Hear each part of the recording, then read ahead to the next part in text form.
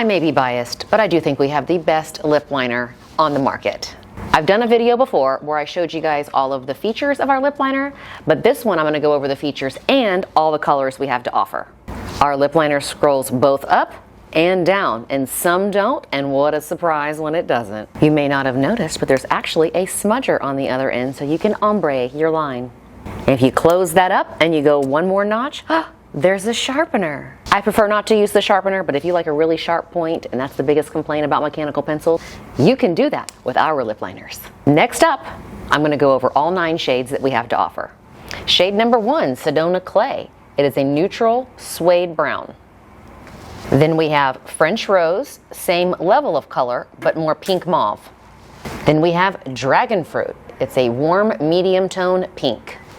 One of our classics and the most popular, Holly Berry Lip Liner, a mauve with a touch of shimmer. Pinup Girl, a true blue-red lip liner. Raisin, good for those girls in the 90s, kind of a plum-based mauve. Pomegranate, a plum-based magenta. Lady Cocoa, if you're looking for a very neutral brown without any red.